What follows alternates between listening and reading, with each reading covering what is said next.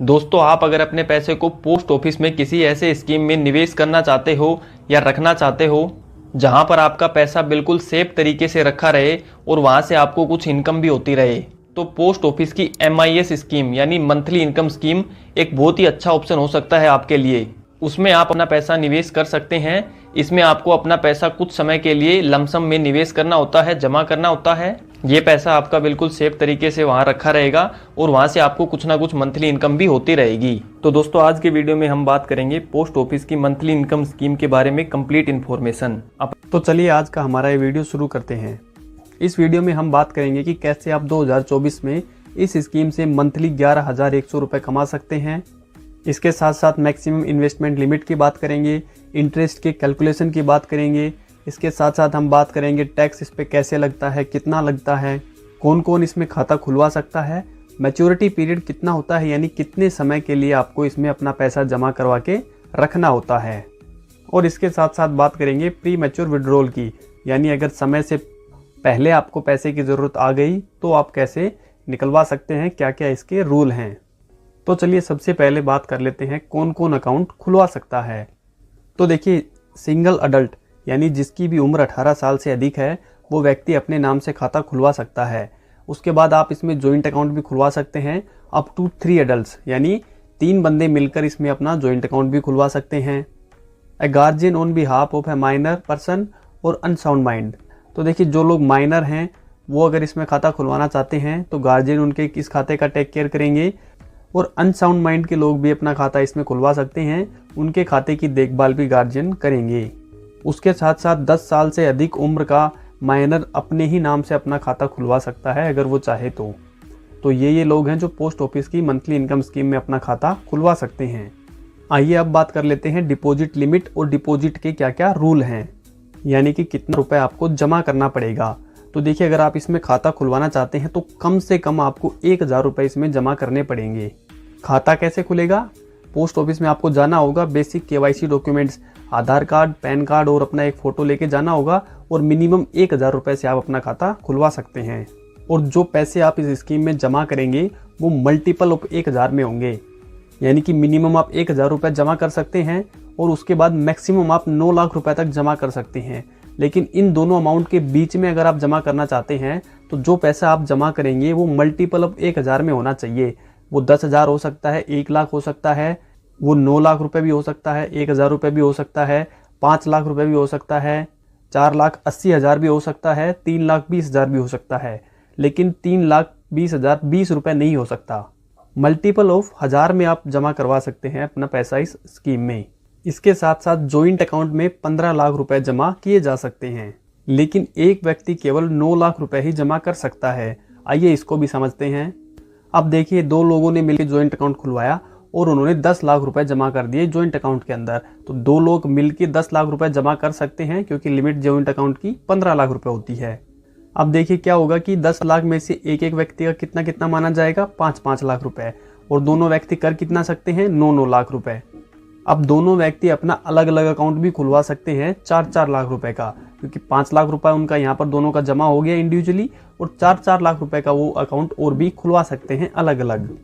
या फिर ये दोनों लोग मिलके 6 लाख रुपए का एक जॉइंट अकाउंट अलग से और खुलवा सकते हैं। वो इनके ऊपर डिपेंड करता है। लेकिन एक व्यक्ति की मैक्सिमम डिपॉजिट लिमिट 9 लाख रुपए ही बनेगी और जॉइंट अकाउंट की 15 लाख रुपए ही रहेगी। अब बात कर लेते हैं पोस्ट ऑफिस की मंथली इनकम स्कीम की इंटरेस्ट रेट की। तो देखिए, इंटरेस्ट रेट यहाँ पर आपको 1 जनवरी 2024 से दिख रहे हैं, जो कि 7.4% है। लेकिन साथ इंटरेस्ट जो है वो महीना पूरा होते ही, कंप्लीट होते ही आपको मिल जाएगा, आपके सेविंग अकाउंट में ट्रांसफ़र कर दिया जाएगा। लेकिन यहाँ पर एक ध्यान रखने की महत्वपूर्ण बात ये है कि जो पैसा आपके सेविंग अकाउंट में आ रहा है, आप उसको अगर यूज कर ले रहे हैं तो बहुत अच्छी बात है। लेकिन अगर आप उसको यूज नहीं कर रहे हैं और वो आपके सेविंग अकाउंट में ही पड़ा हुआ है, जो आपके मंथली इनकम स्कीम का जो इंटरेस्ट आया है उसके ऊपर आपको सेविंग अकाउंट का कोई भी इंटरेस्ट नहीं दिया जाएगा अलग से। आप सोचे कि सेविंग अकाउंट में रखा है तो कम से कम उस पर सेविंग अकाउंट का तो इंटरेस्ट मिलेगा, लेकिन ऐसा नहीं होने वाला है। तो बेहतर रहेगा कि आप उसको यूज कर लीजिए या फिर उसको ट्रांसफर कर लीजिए। और देखिए अगला पॉइंट क्या है कि देखिए इस स्कीम की लिमिट, जो मैक्सिमम लिमिट है वो एक व्यक्ति की 9 लाख रुपए है। और आप अगर गलती से या जानबूझकर इसमें 9 लाख रुपए से ज़्यादा पैसा जमा करवा देते हैं तो देखिए क्या होगा, फिर आपको उस एडिशनल पैसे पर कोई भी इंटरेस्ट नहीं मिलेगा मंथली इनकम स्कीम का।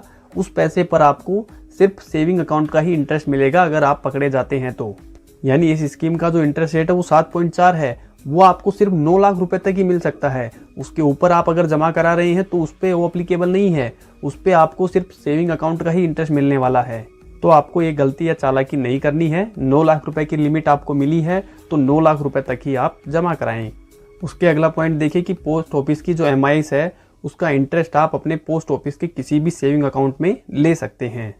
उसके अगला पॉइंट देखिए कि जो इंटरेस्ट है वो टैक्सेबल रहने वाला है डिपोजिटर के हैंड में। अब इसका क्या मतलब है? इसका मतलब ये है कि जो इंटरेस्ट आपको मिल रहा है वो टैक्सेबल है। कब टैक्सेबल है? यदि आप अब टैक्स लिमिट में आते हैं, टैक्स पे करने के लिए लायबल हैं, तो आपको टैक्स उस पर पे करना पड़ेगा। देखिए भारत में 5 लाख रुपए तक की इनकम पर कोई भी टैक्स नहीं होता है। अगर आपकी इनकम 5 लाख से कम है तो इस पे आपको कोई भी टैक्स नहीं पे करना पड़ेगा। MI से जो आपको इंटरेस्ट मिल रहा है उसके ऊपर भी। लेकिन मान लेते हैं कि आपकी इनकम 10 लाख रुपए है तो फिर आपके ऊपर अपने टैक्स स्लैब के हिसाब से जो टैक्स देना है वो देना है, और ये भी आपकी इनकम में एडिशनल इनकम में ऐड हो जाएगा जो इंटरेस्ट आपको मिल रहा है। तो अगर आपकी पूरी साल भर की इनकम मिला करके इस इंटरेस्ट को भी मिला करके 5 लाख रुपए से कम है तो ये इंटरेस्ट आपके लिए टैक्स फ्री है। और अगर आपकी इनकम 5 लाख रुपए से ज़्यादा है इस इंटरेस्ट को मिला के, तो फिर आपको अपनी स्लैब के हिसाब से टैक्स पे करना पड़ेगा। तो इस स्कीम का जो टैक्स है, जो इंटरेस्ट का टैक्स है, वो आपकी इनकम पे डिपेंड करेगा। किसी के लिए ये हो सकता है टैक्सेबल हो और किसी के लिए हो सकता है ये टैक्सेबल ना हो। लेकिन TDS किसी का नहीं काटा जाएगा, टैक्स आपको खुद से पे करना पड़ेगा। अब बात कर लेते हैं प्री मैच्योर क्लोजर की, यानी अगर समय से पहले आपको पैसा चाहिए तो क्या आप निकाल सकते हैं, इसके क्या क्या रूल हैं। तो देखिए खाता खुलवाने के पहले साल तक आप अकाउंट को बंद नहीं करवा सकते हैं। तो देखिए यहाँ से आपने अकाउंट खुलवाया तो 1 साल पूरा होने तक आप इस खाते को बंद करवा ही नहीं सकते हैं। लेकिन 1 से लेकर 3 साल तक आप इस खाते को बंद करवा सकते हैं, पर 2% का आपको नुकसान हो जाएगा। 2% की आपके ऊपर पेनल्टी लगाई जाएगी। पेनल्टी किस पे लगेगी? प्रिंसिपल अमाउंट पे।